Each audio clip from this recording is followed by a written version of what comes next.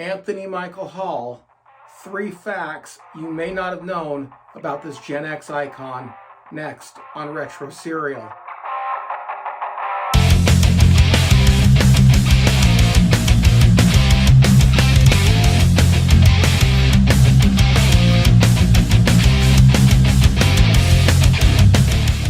Hey everyone, welcome to this episode of Retro Serial. I'm your host, DNC.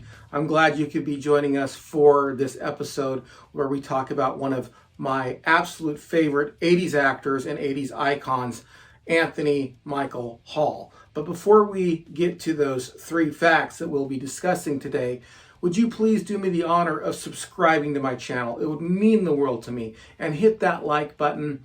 That helps me with the algorithm and having this promoted on other people's landing pages on YouTube. And if you're interested, you can hit the bell notification. Share it on your favorite social media. That's another thing that you can do that helps this channel grow. And also, if you want to part with some of your hard-earned cash, there's a link below to the Buy Me a Coffee page, which you can donate to help me grow this YouTube empire and make all my wildest dreams come true. Thanks so much, and now let's talk about those 3 facts. As a preamble, before we get to these 3 facts, let me just say that I absolutely love Anthony Michael Hall. He was my favorite Brat Packer. That's not to say that the rest of the Brat Pack were bad or I didn't like them. As a matter of fact, I loved them all.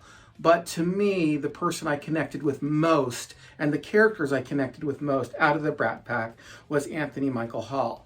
And I thought that he deserved a lot more roles than he got in the 90s. As a matter of fact, I was a bit sad to see his star diminish to some degree after the 80s. But I do know that he regained some of that success in 2002 when he landed the role in The Dead Zone. Well-deserved success. Like I said, he's one of my favorite actors. I think he is an amazing talent.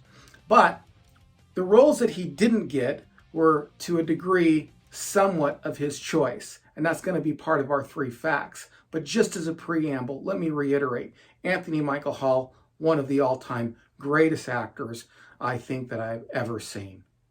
Coming in at number 3 is growth spurt. Yes, Anthony Michael Hall went through a growth spurt that radically changed his appearance from that skinny kid that we saw in 16 Candles and Vacation to the jock that we saw in his later films like Johnny Be Good.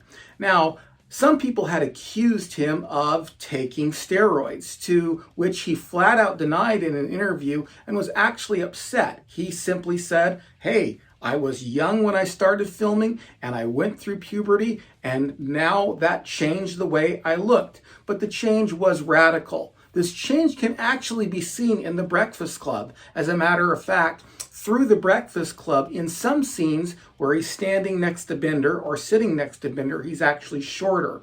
And in other scenes, he's actually taller. Now, you kind of have to keep your eyes open to watch this, but it is kind of interesting that he starts out shorter when they were filming The Breakfast Club and taller than Bender by the time they ended The Breakfast Club. Coming in at number 2 are the roles that Anthony Michael Hall turned down. He turned down many critical roles that I think would have propelled his stardom at least into the late 80s and perhaps into the early 90s. Of course, we'll never know. Earlier, I lamented the fact that his star didn't continue to rise throughout that time, but some of this may have been his own doing. Of course, many of you already know that he turned down to reprise his character as Rusty Griswold in Vacation 2. But many of you may not know that he also turned down the role to play Ferris Bueller in Ferris Bueller's Day Off, which I think was a big mistake. Of course, I don't know. We're looking at it back in hindsight. I couldn't really picture anybody else but Matthew Broderick playing Ferris Bueller, but I think Anthony Michael Hall would have done a good job. The reason he turned down that role, though, is he didn't want to be stereotyped. He didn't want to be typecast as that kind of young, adorable, adorkable, geek type of character. He wanted to develop more as an actor, which I'm not sure really turned out too well for him. But what do you think? Do you think he would have done a good job in this film? Do you think Matthew Broderick did the best job? Do you think Anthony Michael Hall would have done a better job? What do you think? Let me know in the comments section below. Coming in at number 1 is that Anthony Michael Hall has a band. Yes, did you know that he has a band? As a matter of fact, he is the lead singer of this band. The band's name is Hall of Mirrors, and a lot of the songs are free to listen to right here on YouTube. Now, this pains me to say because I've already belabored the fact that I love Anthony Michael Hall as an actor, but as a musician, it's just not my favorite stuff. It's pop jazz fusion with overtones of blues and psychedelic, and it's not my favorite stuff to listen to. However, let me just say this, he does have a nice voice.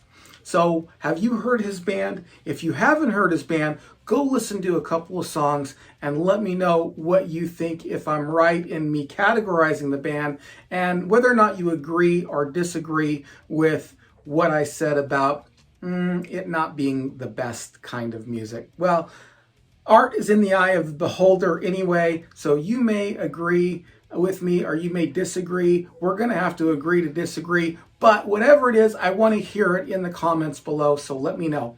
So thank you so much. Here, it's 3 facts about Anthony Michael Hall that you may not have known. The fact that surprised me the most that I didn't know when I was doing this research is that he had a band. Had no idea. Before you leave today, please don't forget to subscribe. It would mean the world to me. Hit that thumbs up button. Share this on your favorite social media. If you want to be notified as to when these videos come out, hit the bell notification and also hit the link below if you're willing to part with some of your hard-earned cash and help me grow this YouTube empire. It would mean the world to me. Every donation counts, and every donation is appreciated. So until we meet again, this has been ENC. You're watching Retro Serial, and this is nostalgia you can actually taste.